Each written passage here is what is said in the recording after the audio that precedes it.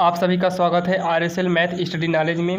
जैसे कि आप देख रहे हैं क्लास 12th का मैथ NCERT बुक से हम लेकर आए हैं साड़ी जो है ये प्रश्नावली 4.3 है। हमने 4.2 जो है इसके पहले वीडियो में ही समाप्त कर दिया है। ये NCERT बुक से है यानी कि 4.3 का पार्ट 1 है। कोशिश किया जाए कि 4.3 का सभी यानी कि जितनी भी सवालें हैं इसी पार्ट में ख़त्म कर दिया जाए। तो यहाँ पर देखिए जैसे कि सवाल नंबर 1 में दिया गया है आपके सामने, आप पढ़ सकते हैं। निम्नलिखित प्रत्येक में से दिए गए शीर्ष बिंदुओं वाले त्रिभुज का क्षेत्रफल ज्ञात कीजिए। ध्यान से देखिए, हम इसमें से कोई एक बता दे रहे हैं, हम पहले ही बता दे रहे हैं। बाकी आप अपने से करके जो है कमेंट में हमें बताइए कि कितना आंसर आया है। ध्यान देना, जब इस तरीके से सवाल दिया जाए और क्षेत्रफल पूछे तो सबसे पहले हम यहाँ लिखेंगे दिए गए त्रिभुज के शीर्ष, यानी कि जो त्रिभुज के शीर्ष दिए गए हैं हम उसको लिख लिए हैं। त्रिभुज के दिए गए शीर्ष आप लिख सकते हैं दिए गए त्रिभुज के शीर्ष। तो हमारे शीर्ष क्या दिए हैं, नंबर 1 2 3 3 पे शीर्ष दिए गए हैं, 3 शीर्ष। तो यहाँ पर ध्यान दीजिए, हमें करना क्या है, त्रिभुज ABC यानी कि हम इसको क्या मानेंगे, ABC मानेंगे। मान लेते हैं दिए गए त्रिभुज के शीर्ष A इतना है, B इतना है, C इतना है। तो त्रिभुज ABC का क्षेत्रफल हमें ज्ञात करना है। तो त्रिभुज ABC का क्षेत्रफल इक्वल हमारा फार्मूला होता है 1/2। अब यहाँ पर ध्यान देना होता है x1 y1 x2 y2 x3 y3। अब यहाँ पर तो कुछ नहीं होता तो यहाँ पर हम 1 मान लेते हैं। ये जो है हमारा फार्मूला होता है। अब यहाँ पर ध्यान दीजिए 1/2 x1 क्या है, x1 y1 x2 y2 x3 y3। तो अब यहाँ से x1 y1 का मान 1060431111 ले लिए। ये जो है हमने उसका मान जो दिया गया था हमने उस मान को ले लिया है। अब यहाँ पर आप किसके विस्तार करना चाहते हैं, किसके सापेक्ष आप कर सकते हैं, लेकिन हम जो है C2 के सापेक्ष करेंगे क्योंकि यहाँ डबल जीरो मिल गया है। जब जीरो मिल जाएगा तो जान लीजिए कि आपको एक ऑफर के रूप में मिल जाता है। जब जीरो होता है तो जीरो का हमें मान नहीं निकालना होता है। केवल 3 इस लाइन में बचा है क्योंकि सब जीरो है, केवल 3 है तो हम केवल 3 का ही निकालेंगे। तो यहाँ पर देखिए 1/2 को तो वैसे हम नोट कर लेते हैं। यहाँ पर आप लिख सकते हो C2 के सापेक्ष विस्तार करने पर, सापेक्ष विस्तार करने पर। अब यहाँ देखिए तो C2 के सापेक्ष विस्तार करने का मतलब ये भी गया तो छोड़ दीजिए। ध्यान दीजिए प्लस माइनस प्लस होता है तो ये माइनस किसके साथ लिया जाएगा, वो 3 जो है माइनस के साथ होगा। तो ध्यान दीजिए ना पंक्ति ली जाएगी ना इसका स्तंभ, तो 1161 ये जो है ब्रैकेट बंद कर देंगे। 1/2 माइनस का 3, 1 का नाम 1, बीच में माइनस, 6 का नाम 6। अब यहाँ पर देखिए 1/2 माइनस 3 यहाँ घटाएंगे तो माइनस का 5 आएगा, ब्रैकेट बंद हो गया। 1/2 इंटू में माइनस माइनस प्लस 15 यानी कि आ गया 15/2 आ गया है। इसी को हम कर सकते हैं वर्ग इकाई, यानी कि इसका आंसर कितना आ गया 15/2 वर्ग इकाई आ गया है। बाकी आप जो है दूसरी नंबर और तीसरी नंबर करके आप हमें बताइए कि इसका आंसर कितना आएगा। देखिए दोस्तों, आप जो है अच्छे से ध्यान से लगा के मन लगा के आप पढ़िए, क्योंकि जो हम वीडियो बना रहे हैं ये वीडियो बन रहा है ये जो है गर्मी के मौसम में बन रहा है, बरसात के ऋतु में, तो इसलिए इसमें कुछ कीड़े आ जाएंगे तो आप उस पर विशेष ध्यान मत दीजिए। आप जो है आप अपना लक्ष्य पर देखिए कि हम क्या बता रहे हैं, आप उसको अच्छे से देखिए और समझने का प्रयास कीजिए। बाकी अगर आप कहीं पर भी दिक्कत हो रही है तो आप कमेंट में हमें बताइए, हम जो है आपका कमेंट पढ़कर आपको उसी के अनुसार आपका आंसर दे देंगे। अब देखिए सवाल नंबर अगली क्या है। बाकी आप जो है इसमें जो सवालें 2 बची है आप इसे करके कमेंट में आप बताइए कि इसका आंसर कितना वर्ग इकाई आया है। अब यहाँ पर देखिए सवाल नंबर 2 में कह रहा है सिद्ध कीजिए कि बिंदु A, B और C संरेखीय हैं। ध्यान देना, बिंदु A, B, C का क्षेत्रफल निकालने के बाद यदि उसका मान 0 आ जाएगा तब संरेखीय होगा, अगर 0 नहीं आएगा तो संरेखीय नहीं होगा। तो हमें सिद्ध करना संरेखीय हो तो हम यहाँ पर क्षेत्रफल निकाल लेंगे। त्रिभुज का क्षेत्रफल फार्मूला होता है 1/2। अब यहाँ पर होता है देखिए ये x1 हो गया, y1 हो गया, x2 हो गया, y2 हो गया, x3 y3 होता है। इसके पहले आपने फार्मूला पढ़ा था x1 y1, तो x1 y1 के स्थान पे x1 और y1 हो गया। उसके बाद यहाँ पर तो 1 1 1 किनारे था, यहाँ पर x2 y2 था, x2 के स्थान पे b है, y2 के स्थान पे C प्लस का A है, और यहाँ पर जो है C और A प्लस का B है। तो ये मार्ग जो है बंद हो गया। अब यहाँ पर ध्यान दीजिए, अगर इसको जोड़ दे तो A plus B plus C होगा, इसे इसमें जोड़ दे तो A plus B plus C हो जाएगा, इसे इसमें जोड़ दे तो A plus B plus C हो जाए। चाहे इसको इसमें जोड़ दो या इसे इसमें जोड़ दो, A plus B plus C ही होगा। यानी कि हम C2 को चेंज कर लेते हैं, C2 चेंज हो रहा है C2 प्लस का C1 में। तो ध्यान दीजिए 1/2 है, A B और C है, ये वाला इसमें आके जुड़ जाएगा तो A plus B plus C सी होगा, ये इसमें जुड़ जाएगा तो ए प्लस बी प्लस सी होगा, ये इसमें जुड़ जाएगा तो ए प्लस बी प्लस सी होगा। 1 1 1 है, माड को हम बंद कर देंगे।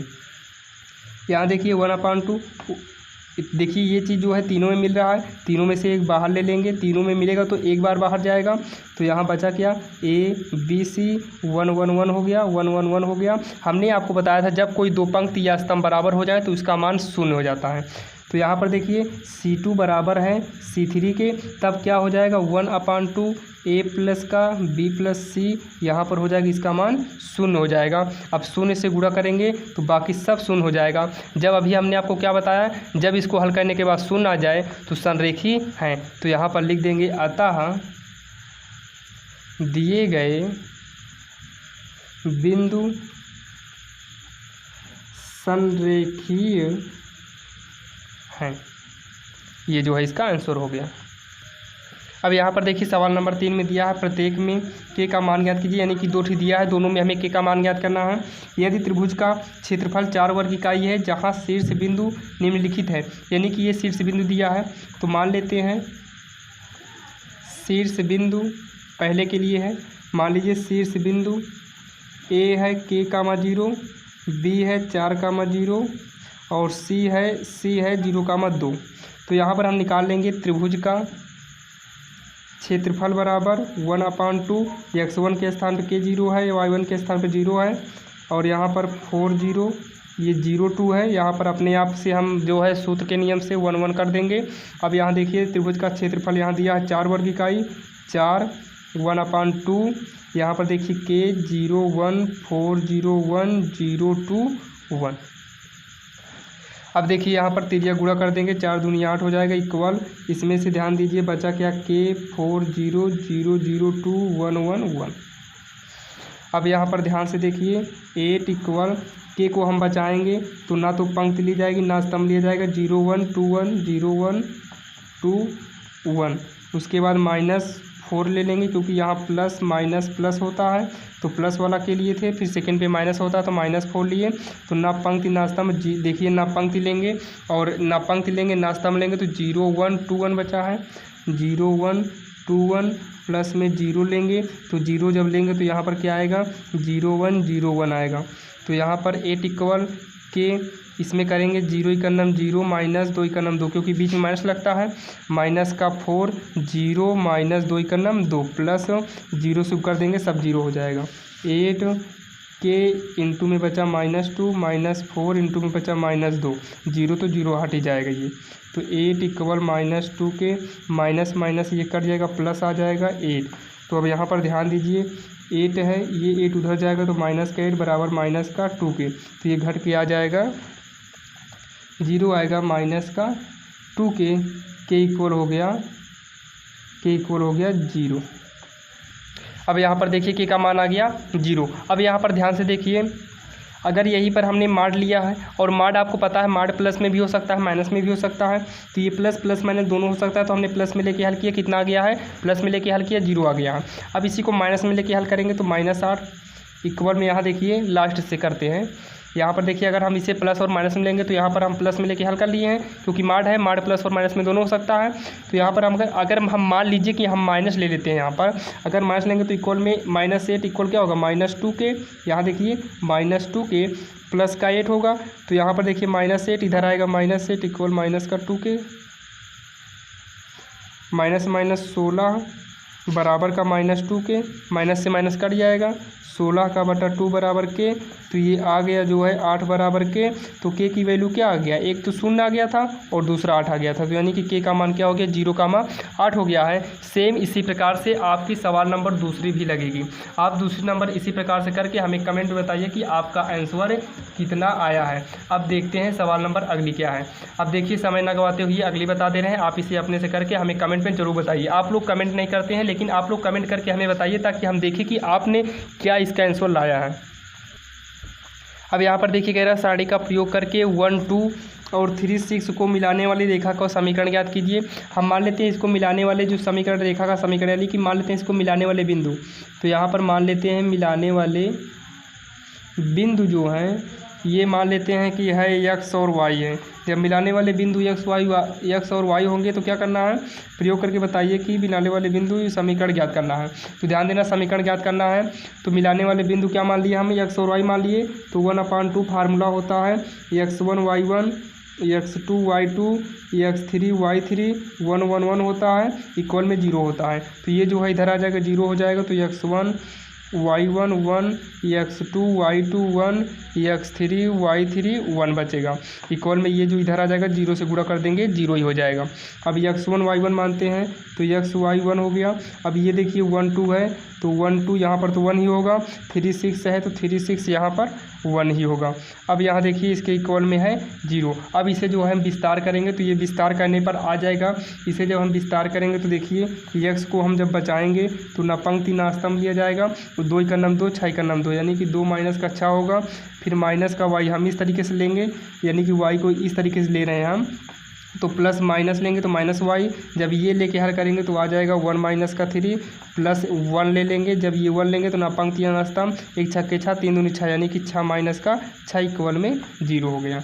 अब यहाँ पर देखिए x माइनस का 4 माइनस y माइनस का 2, ये तो कट के 0 हो गया, बराबर में 0 minus 4 minus minus plus 2y equal 4 हो गया है। यानी कि हमारा जो समीकरण आ गया यहाँ पर x आएगा, दोनों में 2 कॉमन ले लेंगे तो माइनस का 2x और यहाँ हो जाएगा, ध्यान से देखिए, प्लस y इक्वल 0। तो ये हो जाएगा 2x माइनस वाई बराबर 0, क्योंकि हमने माइनस कॉमन लेके इक्वल के इधर कर दिया, माइनस 0 इक्वल 0 होगा। ये जो है हमारा समीकरण प्राप्त हो गया, यही हमारा आंसर है। अब यहाँ पर देखिए सवाल नंबर 5 जो है, आप ध्यान से देखिए तो ये सवाल नंबर जो है इसके पहले हमने 3 बताया था, सवाल नंबर 3 के तरीके से है। यहाँ पर बिंदु दिया है हमें, दिया देखिए क्षेत्रफल बराबर होता है 1/2। अब यहाँ देखिए x1 y1 होता है तो x1 y1 के स्थान पे ये है, y2 और x2 के स्थान पे ये है कि 4 है, यहाँ पर 1 1 1 कर देंगे। अब क्षेत्रफल हमें दिया है 35 1/2। अब इसको जब हम हल करेंगे तो हल करने में देखिए ब्रैकेट लगा लेते हैं, तो यहाँ पर 2 लेंगे तो ना पंक्ति ना स्तंभ लिया जाएगा, तो 4 का नाम 4 4 का नाम 4 यानी कि 4 1 बचा। फिर माइनस का 5 लेंगे तो ना पंक्ति ना स्तंभ लिया जाएगा, माइनस 6 1 4 1 हो जाएगा। फिर प्लस का k लेंगे, ना पंक्ति ना स्तंभ, माइनस का 6 1 4 1 बचेगा। अब जो है इसे हम सॉल्व कर लेंगे तो 35 का दूना 70 हो जाएगा। 2 4 1 जा 4 माइनस का 4 माइनस 5 माइनस 6 माइनस हो जाएगा 4 प्लस का k माइनस 6 का नाम माइनस 6 माइनस बीच में लगता है 4 का नाम 4। अब इसे हल करने पे 70 ब्रैकेट में 2 इंटू 0 हो गया, माइनस 5 इंटू 6 4 10 माइनस का 10 हो गया, प्लस k इंटू माइनस का 10 हो गया। तो ये आ गया 70 बराबर 0 माइनस माइनस प्लस 10 बचे 50, ये आ गया माइनस का 10k, तो 50 इधर आएगा, 70 माइनस का 50 बराबर माइनस 10k, ये घट जाएगा 20 बराबर माइनस 10k, 10 दूनी 20, के बराबर आ गया माइनस का 2, यानी कि के बराबर माइनस 2 आ गया है। यही जो है इसका आंसर होगा। के का मान माइनस 2 आ गया है। अगर आपको और लाना है तो इसे प्लस और माइनस में करेंगे तो इसका एक और मान आ जाएगा, तो आप जो है के बराबर माइनस 2 कीजिए, ये भी आपका सही है। और दूसरा करेंगे तो लगभग मान लीजिए 10, ये लगभग 12, वो भी आंसर आएगा। ध्यान दीजिए दोस्तों, आज ये प्रश्नावली जो है एक ही वीडियो में हमने समाप्त कर दिया है। बाकी इसमें जो भी सवालें छूटी आप उसे करके कमेंट में ज़रूर बताइए। आप कमेंट बताइए, हम चेक करके आपको बताएंगे उसका आंसर सही है या गलत है।